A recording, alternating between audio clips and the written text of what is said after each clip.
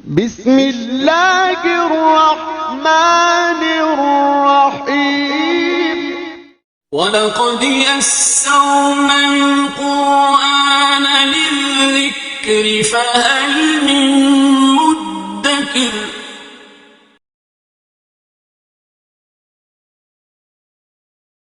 أعوذ بالله من الشيطان الرجيم بسم الله الرحمن الرحيم من يطع الرسول فقد أطاع الله ومن تولى فما أرسلناك عليهم حفيظا ويقولون طاعة فإذا برزوا من عندك بيت طائفة منهم غير الذي تقول والله يكتب ما يبيتون فأعرض عنهم وتوكل على الله وكفى بالله وكيلا صدق الله العظيم من يطع الرسول جو بھی رسول کی اطاعت کرے فقط اطاع اللہ تو در حقیقت اس نے اللہ کی اطاعت کی ومن تولا اور جو بھی اس سے منہ موڑے فما ارسلناک علیہم حفیظا تو اے پیغمبر صلی اللہ علیہ وسلم ہم نے آپ کو ان پر کوئی نگہبان یا نگران بنا کے نہیں بھیجا وَيَقُولُونَ الطَّاعَةَ اور وہ کہتے ہیں کہ ہمارا مقصد بات ماننا ہے فَإِذَا بَرَزُوا مِنْ عِنْدِكَ پھر جب وہ نکلتے ہیں آپ کے پاس سے بَيَّتَ طَائِفَةٌ مِّنْهُمْ تو ان میں سے ایک گروہ رات کو سازشیں کرتا ہے غیر الذی تقول اس بات کے خلاف جو آپ فرماتے ہیں واللہ یکتب ما یبیتون اور اللہ لکھ رہے ہیں ان باتوں کو تدبیروں کو جو رات کو کرتے ہیں فاعرض عنہم چنانچہ آپ ان سے اعراض کیجیے وتوکل علی اللہ اور اللہ پر بھروسہ کیجیے وکفی باللہ وکیلا اور اللہ بطور کا احساس کافی ہے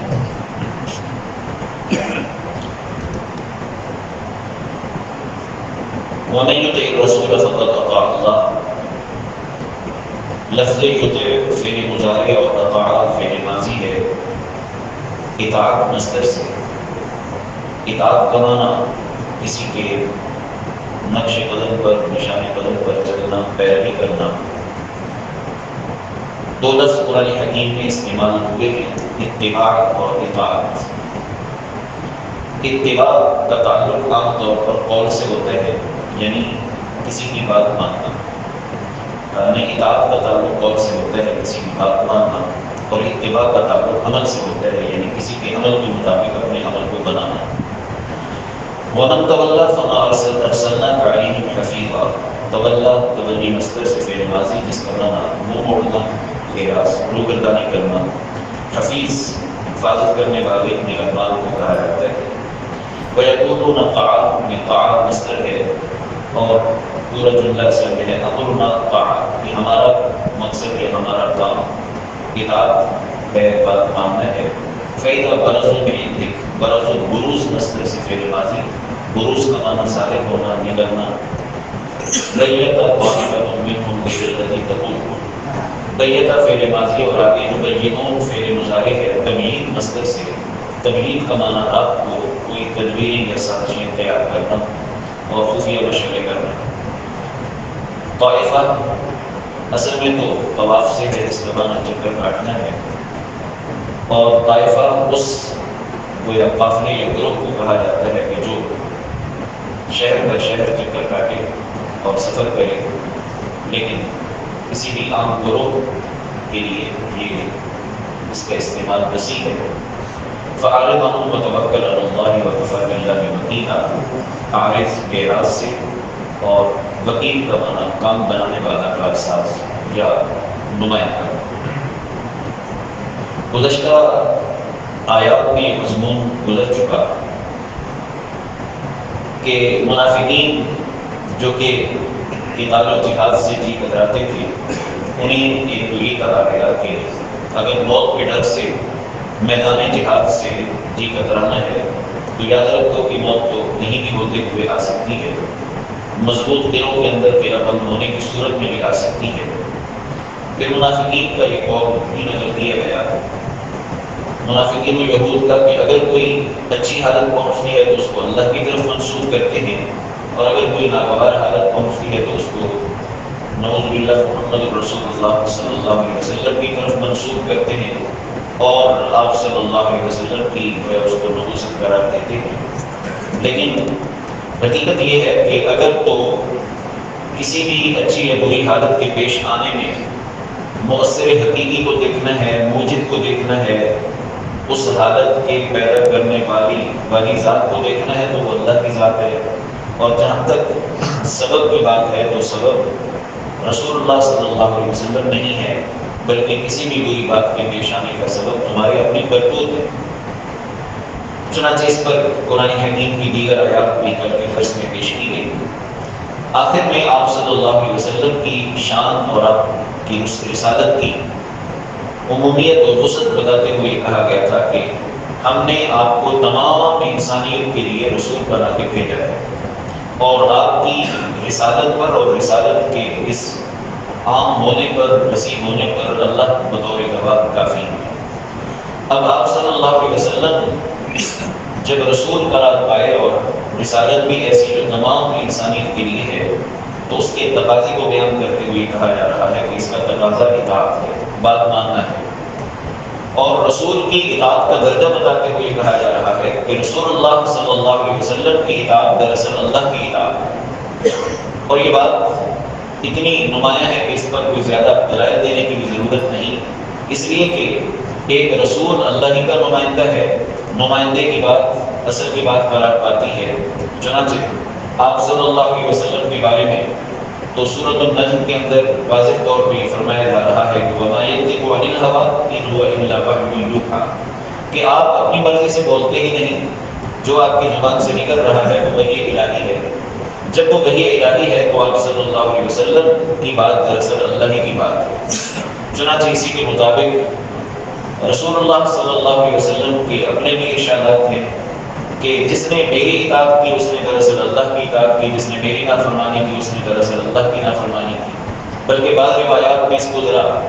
اور وسیع کرتے ہوئے یہ ارشاد فرمایا گیا ہے کہ جس نے میرے مقرر کیے ہوئے کسی امیر کی اطاعت کی تو اس نے میری اطاعت کی، میری اطاعت دراصل اللہ کی اطاعت، اور جس نے میرے مقرر کردہ کسی امیر کی نافرمانی کی تو اس نے میری نافرمانی کی، اور جس نے میری نافرمانی کی اس نے اللہ کی نافرمانی کی۔ تو کسی بھی نائب کی، خلیفہ کی، نمائندہ کی اطاعت دراصل مقرر کرنے والے کی اطاعت شمار ہوتی ہے۔ تو یہاں بھی یہی فرمایا جا رہا ہے کہ رسول اللہ صلی اللہ علیہ وسلم کی جو اطاعت کرے گا تو دراصل اس نے اللہ کی اطاعت کی، اور یہ دونوں اطاعتیں آپس میں جدا نہیں ہیں، اس لیے کہ دونوں کی بات جدا نہیں ہے۔ انہی کے مطلب کی کہہ رہا ہوں، زبان میری ہے بات ان کی، رسول اللہ صلی اللہ علیہ وسلم جو کچھ بھی فرماتے ہیں وہ اللہ ہی کی بات ہوتی ہے۔ وَمَن تَوَلَّىٰ فَمَا أَرْسَلْنَاكَ عَلَيْهِمْ حَفِيظًا، لیکن ساتھ ساتھ آپ صلی اللہ علیہ وسلم کا بوجھ ہلکا کرتے ہوئے اور آپ کو تسلی دیتے ہوئے اور آپ کی پوزیشن واضح کرتے ہوئے یہ فرمایا جا رہا ہے کہ اگر کوئی اس اطاعت سے، اطاعت رسول سے روگردانی کرتا ہے، منہ موڑتا ہے، تو آپ صلی اللہ علیہ وسلم اس مقصد کے لیے نہیں بھیجے گئے کہ زبردستی کسی کو بات منوائیں اور لوگوں کو پکڑ کے صحیح راستے پر لائیں، نہیں، آپ صلی اللہ علیہ وسلم کی حیثیت ایک ہادی کی ہے، رہنما کی ہے، ایک ناصح کی ہے، ایک داعی کی ہے، اور جیسا کہ سورۃ الغاشیہ کے آخر میں ہے کہ انما انت مذکر لست علیہم بمسیطر، کہ آپ تو ایک نصیحت کرنے والے ہیں، آپ ان پر کوئی داروغہ نہیں ہیں۔ تو یہاں بھی یہی فرمایا جا رہا ہے کہ اگر کوئی روگردانی اختیار کرتا ہے، جیسے منافقین ہیں یا یہود ہیں، تو آپ ان پر کوئی داروغہ یا نگران و نگہبان بنا کے نہیں بھیجے گئے، بس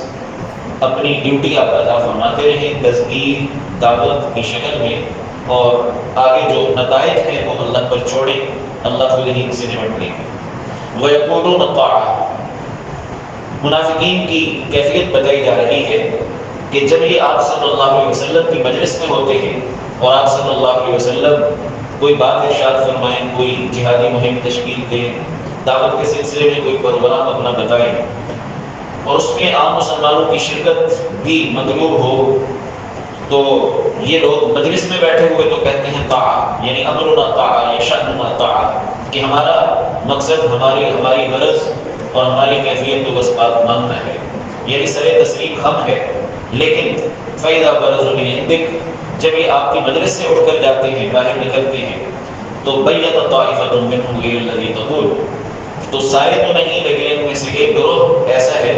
کہ جو آپ صلی اللہ علیہ وسلم کی مجلس کے بعد راتوں کو اپنی مجلسیں قائم کرتے ہیں، اور ان مجلسوں میں آپ صلی اللہ علیہ وسلم کی فرمائی ہوئی بات کے خلاف سازشیں تیار کرتے ہیں،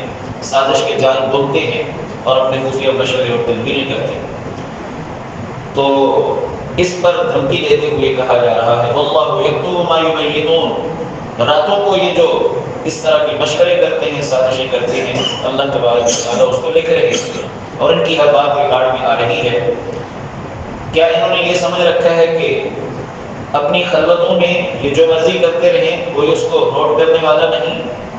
جتنی بھی خلوتوں میں چلے جائیں، لیکن اللہ تبارک و تعالیٰ سب ریکارڈ فرما رہے ہیں۔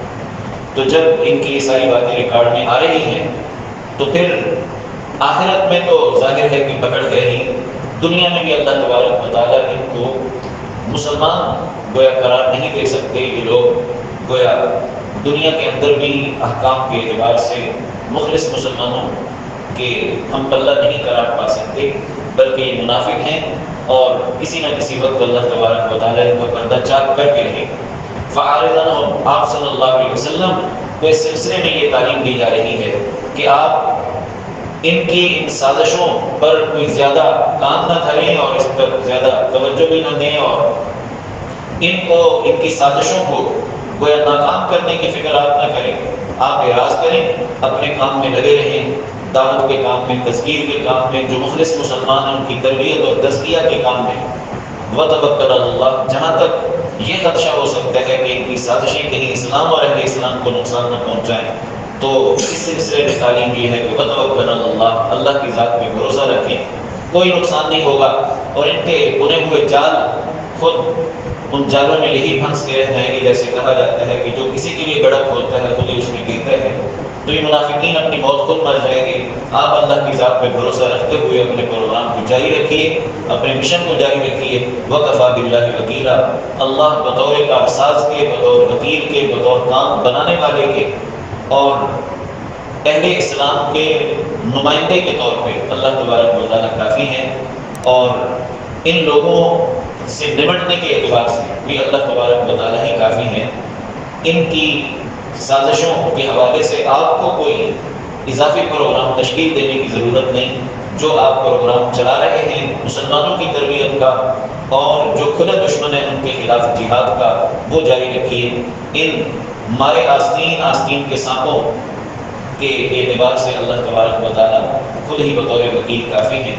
تو یہ منافقین کی جو چالیں ہیں، سازشیں ہیں، منافقانہ کردار ہے، اس کو نمایاں کرتے ہوئے آپ صلی اللہ علیہ وسلم کی تسلی کا مضمون اور آپ صلی اللہ علیہ وسلم کی اطاعت میں اللہ کی اطاعت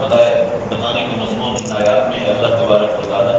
ہمیں اس پر پورا یقین عطا فرمائے۔ الحمدللہ رب العالمین، اللہم صلی علی محمد النبی الأمی وعلی آلہ وسلم تسلیما۔ یا اللہ یا رحمن یا رحیم یا مالک الملک یا ذی الجلال والاکرام،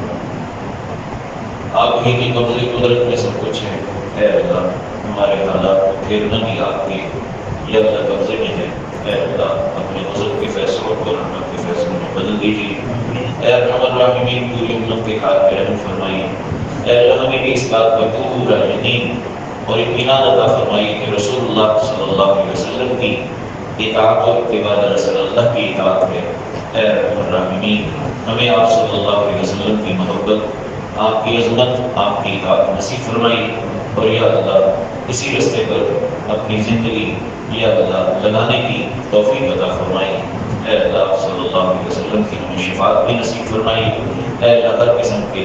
نفاق سے، کھوٹ سے ہماری حفاظت فرمائی۔ ربنا تقبل منا انك انت السميع العليم وتب علينا انك انت التواب الرحيم. وصلى الله تعالى على خير خلقه محمد وآله وأصحابه أجمعين برحمتك يا أرحم الراحمين.